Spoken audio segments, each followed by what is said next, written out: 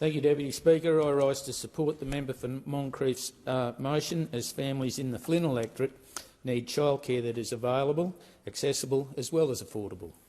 However, for many communities, families cannot find a childcare place for their child, which is preventing parents from returning to work. At the last election, the Prime Minister promised Australian families lower out-of-pocket costs for early childhood education. And yet, 12 months since the Labor government has come to power, it's clear that cheaper childcare policy will not deliver on that promise. Instead, we've seen fees increase and out-of-pocket costs increase, and no additional places created for families. Early learning providers are increasing their fees, some twice in the last 12 months, and families are watching as their new subsidy is completely eaten up by those new fees.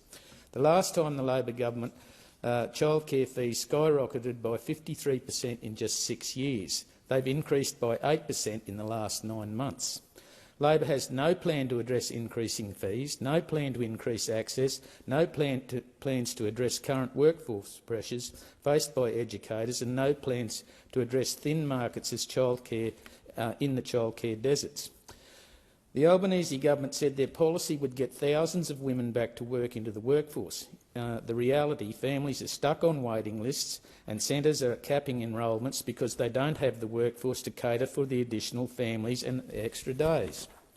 Parents who want to return to work or take up extra hours can't, and because this government didn't do the work to make that happen. There are currently more than 9 million Australians living in a childcare desert, with little or no access to early learning education at all.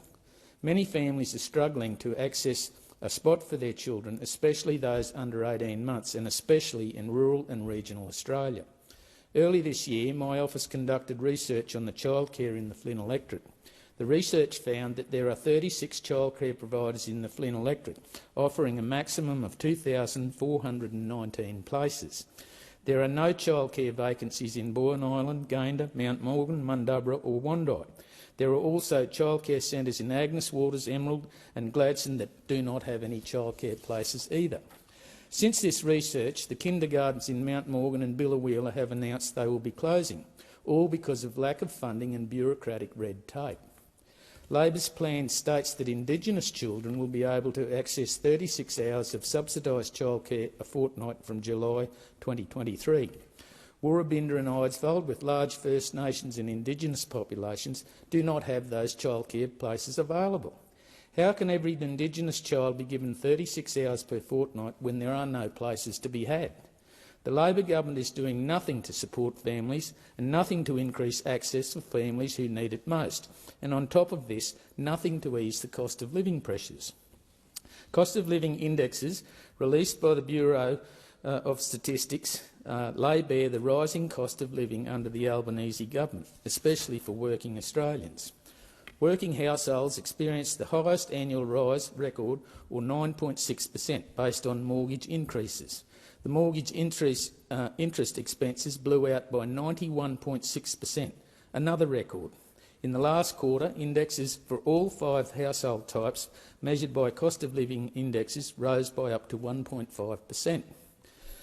Insurance and financial services are the leading component, again driven by mortgage interest rates increases as well as larger insurance premiums. The data confirms that all Australians have experienced significant, sometimes record, cost of living increases on Labor's watch. Deputy Speaker, families are reporting an increased cost of their daily fees in excess of $20 a day.